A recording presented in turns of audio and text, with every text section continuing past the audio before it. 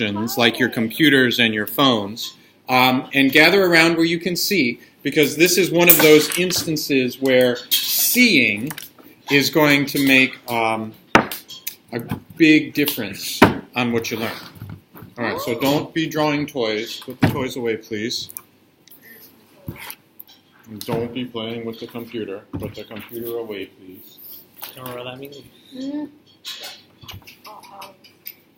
Let's see. All right, so as we were doing last time, got the same setup. I'm one of those people who doesn't want to wipe the table off, so I got a piece of scrap paper, whole big pile of scrap paper. You see the brown paper over there. All right, got myself a palette.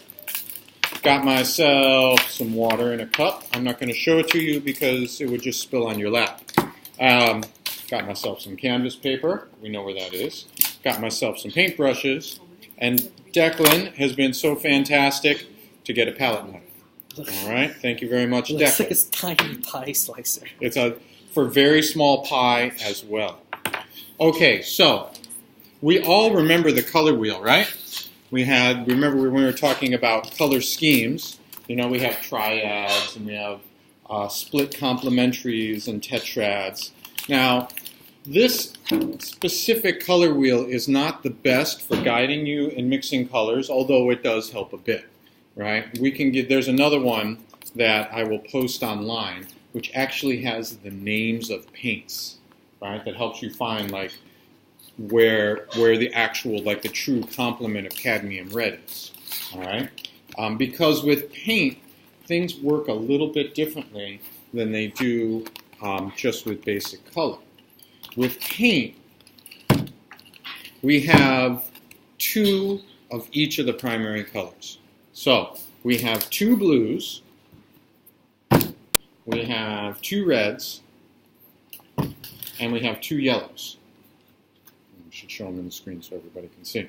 Now, the reason that we have two of each is because there is no like one all-purpose red that will make both violet and orange.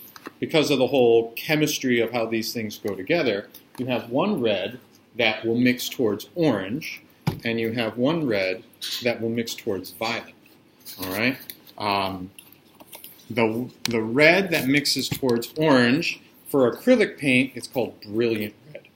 All right? You may see other names if you use oil paint. Cadmium red is the kind of oil paint version of it.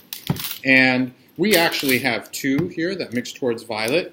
The two that we have that mix towards violet, one is called crimson. See, it's kind of like a darker red. And the other is rose. It's also, I think we also have jars called magenta. All right, those mix towards violet. Now with the blues, we've got two blues. And I remember which one does which because it's the opposite of common sense.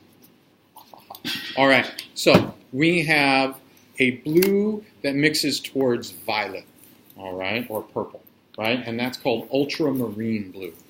And for some reason, this is the way I remembered it. This is the way I keep it straight because they look kind of same-ish, you know? It's hard to tell which one's warm and which one's cool.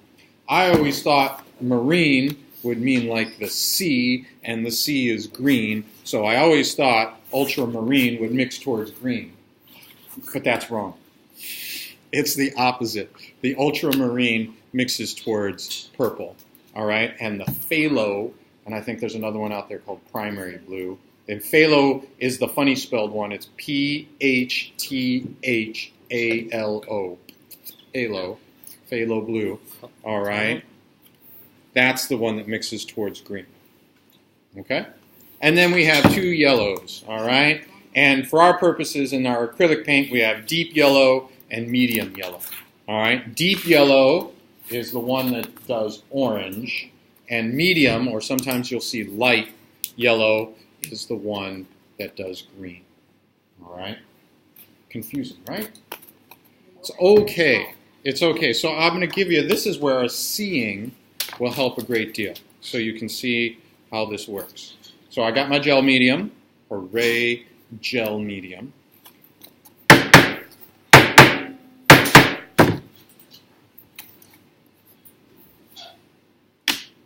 Got my palette knife / tiny pie slicer. Are you there, Declan? Uh-huh. Okay. I was making a reference to your rather witty remark, but you seemed sort of. Well, maybe it wasn't. Maybe it wasn't that witty. That's why you didn't laugh. Ha ha ha ha ha. Okay, so I'm going to get Michelle. Would you grab me one of the paper towels, please? I'm going to mix some purple. So I got my purple red. All right. Thank you very much, Michelle.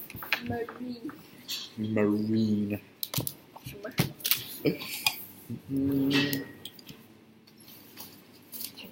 And I'm going to pull some out.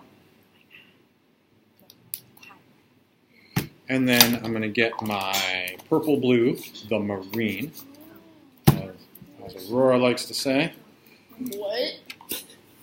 I just like the way you said marine. So. Your face. You just look so dead. You okay, Brian? Oh yeah, you're in the video, Brian, so you have to look like excited, all like anticipatory all the time. Or you have to lean back in your chair. All right, so I'm going to put the ultramarine down on my palette as well.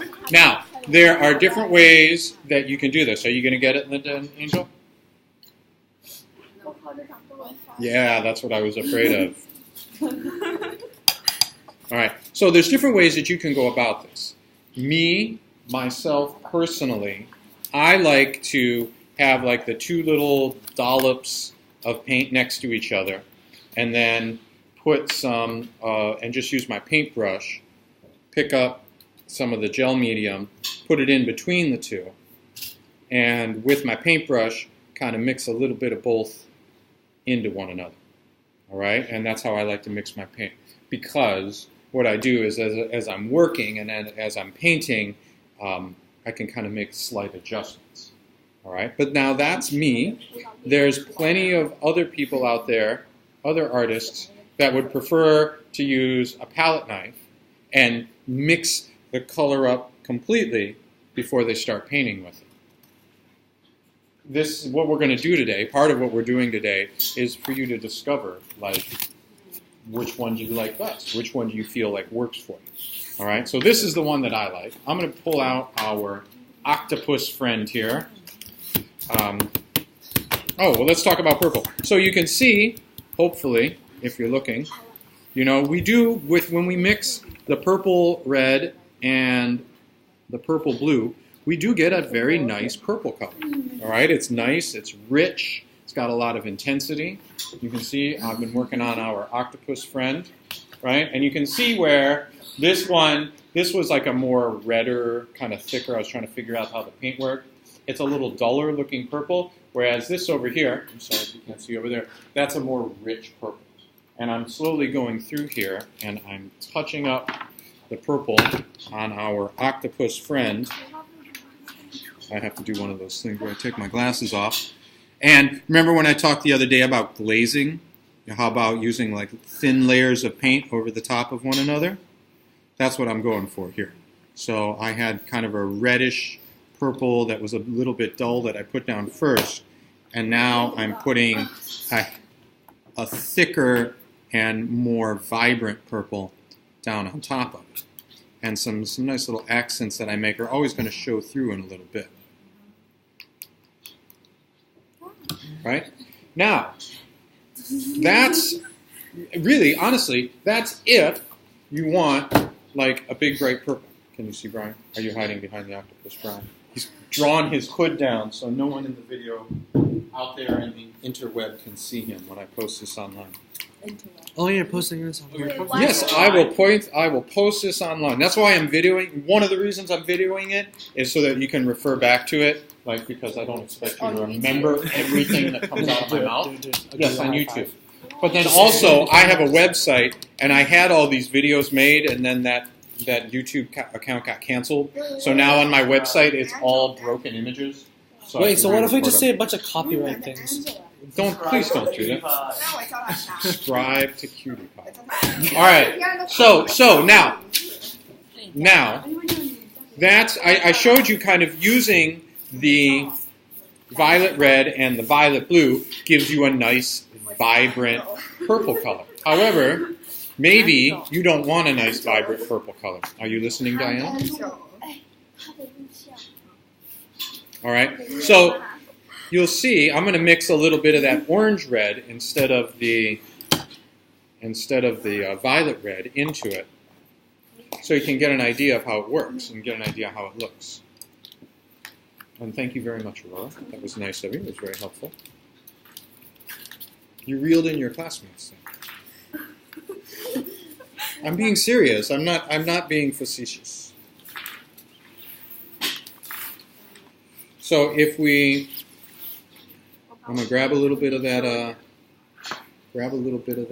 gel medium, a little bit of my ultramarine blue, and this time some of my cadmium red. And you see the violet it's a bit dirtier. It's a little bit more like a brownish violet. It's less intense. And that's a bad thing if you want a bright, vibrant violet, but it's a good thing if you want kind of a less intense, not such a strong violet. All right? So it's going to be another one of the challenges. Now I want to show you just one more cool thing. I'm not going to go through every color. That's for you to do and discover for yourself what's fantastic about this. One more cool thing, as soon as I find my bad little painting here, there we are, is that let's say you've got a very nice, vibrant violet that you like, but you need to make a shadow, right? But one of the problems is that if you add black to it, what happens is you mostly get black. Just so you know, as a point of reference, black, like paint, is a very strong color. Tiny little bits of black will make your entire paint, whatever you're mixing, look black. So by all means, add black to it, but add like in small amounts. On the opposite side, white is like a very weak color as far as paint is concerned. So what happens is if you add a little bit of white, it doesn't have much of an effect. And I think one of the biggest accidents that happens when we're painting is we mix a color and we want it to be lighter and we add a little bit of white and it doesn't work, so we add a little bit more white and it still doesn't work, and we add a little bit more white, and by the time we get the color we want, we've got a pool of like lavender this big that we're never going to use. All right, so the trick is to start with white and add color to it, and then mix it to the color that you want. But at any rate, I digress. Let's get into, I've got this nice vibrant yellow or violet that I like, and I want to just make it a little bit duller so it looks like it belongs in a shadow, but it doesn't lose its color. So what I'm going to do, and this is where our color wheel comes in handy, I'm going to add the complement. All right, the complement of purple is yellow, so I'm going to add this really gross chunky yellow. I'm going to add, as the way I like to do it, I'm going to put a little on the side here, and then I'm going to use my paintbrush so mustard.